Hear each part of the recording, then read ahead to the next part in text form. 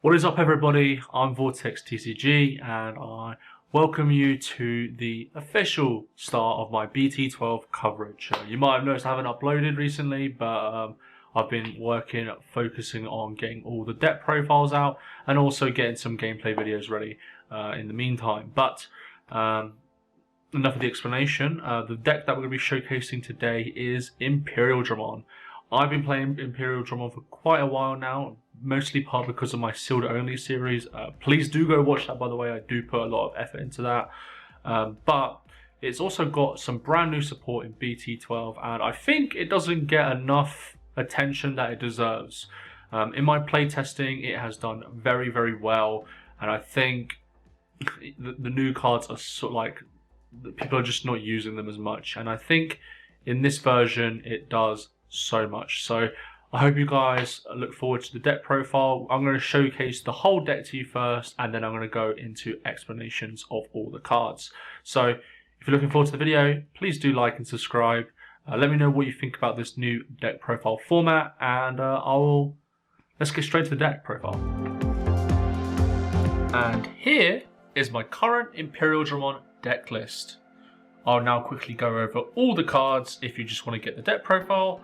So I play 4 Wanya, 4 BT12 Vmon, 4 BT12 Wormmon, 4 ST9 Vmon, 4 BT12X Vmon, 1 ST9 X Vmon, 4 BT12 Stingmon, 1 ST9 Stingmon, 1 BT12 Lanamon, 4 Imperialdramon ST9, 2 BT12 Dino Beamon, 2 BT12 Imperialdramon, 2 Imperialdramon Dragon Mode BT12, 2 ST9 Imperialdramon Dragon Mode, 2 BT12 Imperialdramon Fighter Mode, 2 Hammer Spark, 1 Ice Wall, 3 Megadeth, 3 BT12 Davis, 2 BT3 Davis, and 2 BT8 Davis and Ken. Let's get into the deck profile. Alright, and now let's get into the explanation part of the deck. So let's start off with the eggs, shall we? I play 4 Wanyamon. The reason is because I play a high blue Tamer count already, so the draw one is pretty much instant all the time, active all the time, compared to other eggs that you could be playing, especially in this version. And yeah, it's just a good egg to start off with. Then we get on to the searchers. 4 Vmon, probably the best searcher in this deck. Allows you to look for a free Imperialdramon and a Davis, so you have to play 4 of it. Also, the end of turn DNA Digivolve effect is very important, as you'll get to later. Then we have the 4 Wormmon. This is the exact same, has the same inheritable, but instead of finding a Davis, you find a Ken. The Ken is obviously harder to find because it's only part of the duo Tamer, but you play 4 of it anyways because searching is good. Then I opt to go for 4 ST9 Vmon. This allows you just to search for a free card, but I am debating if I should change this to the BT8 Vmon or the ST9 Wormmon, just so I can have guaranteed DNA Digivolve happening, because that's one thing I think is a problem with this card. Like, you want to see the other ones more often, and this one, while it does search and is nice, sometimes you're a little bit like, I wish I had the DNA Digivolve, so maybe switch that around. Then we get onto the BT12 XV and 1 ST9. The reason why I opt to do this way instead of the other way is because you get jamming from this XVmon, and the way that we play this deck is different. We want to be hard playing at level 4, then DNA Digivolving, gaining the memory, 2 memory back, continuing the turn, or just ending the turn by swinging with a Dino B.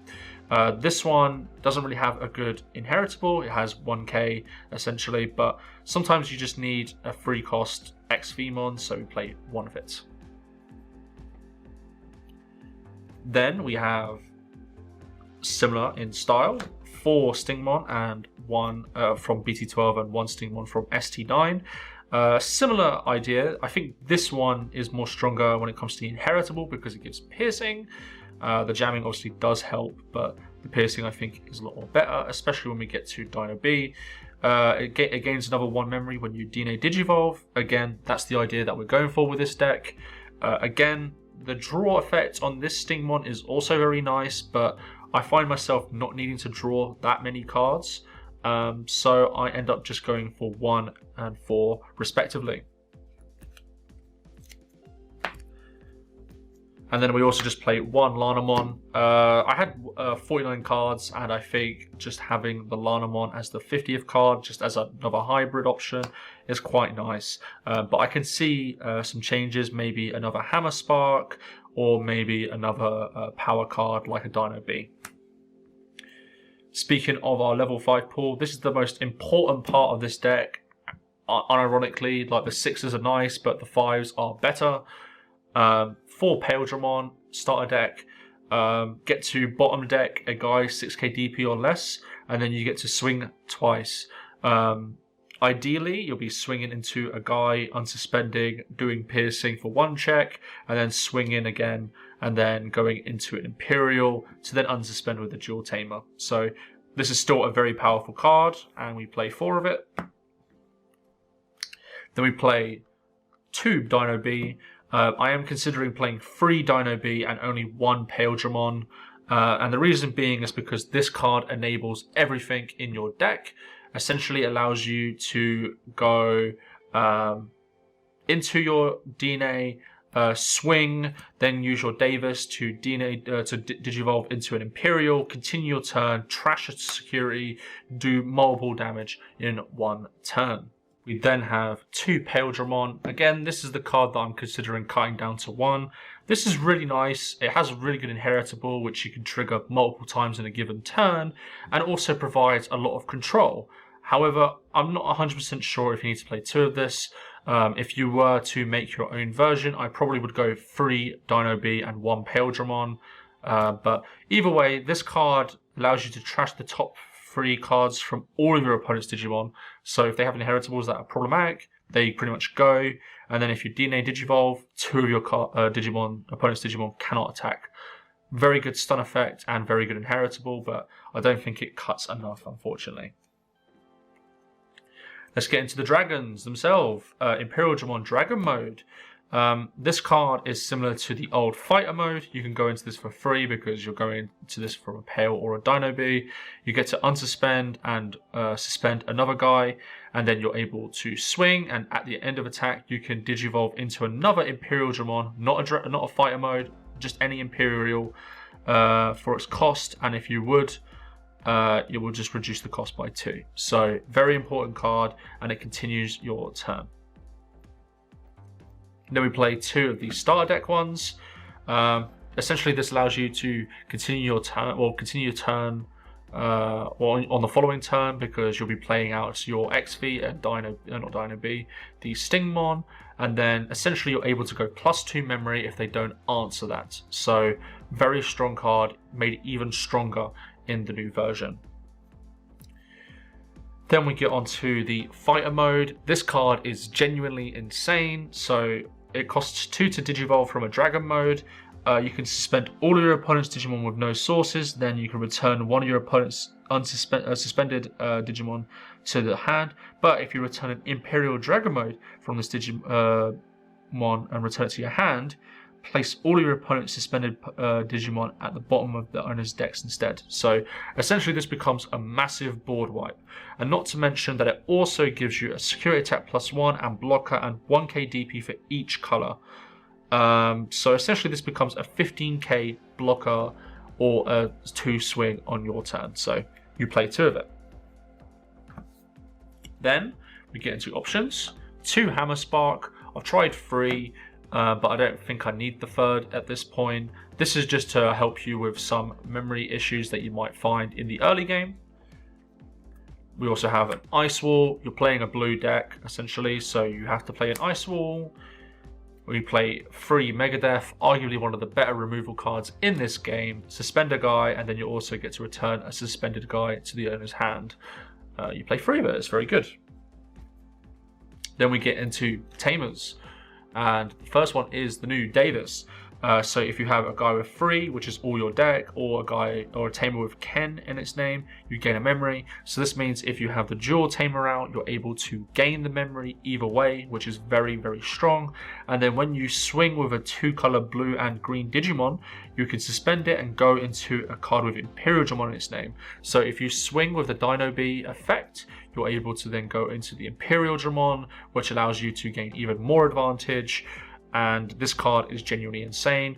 If people are telling you not to run this card, think again. This card is very strong. Then we also have 2 Davis. This card searches pretty much everything in the deck. You have blue and green in this deck, so it works out pretty well. So you play 2 of it. Then to finish the deck off, we also have 2 Davis and Ken. Essentially, this becomes another way you can swing again, because sometimes if you go into the other dragon mode, the starter deck one, you can't unsuspend. So if you do this, you can unsuspend, and essentially it becomes safe unless your opponent plays like an option card to delete or an effect to delete it. So it becomes more protected, and you're always playing a blue and a green, especially if you put it in raising and then you play this card. Very good value, and it helps with a lot of your memory issues as well.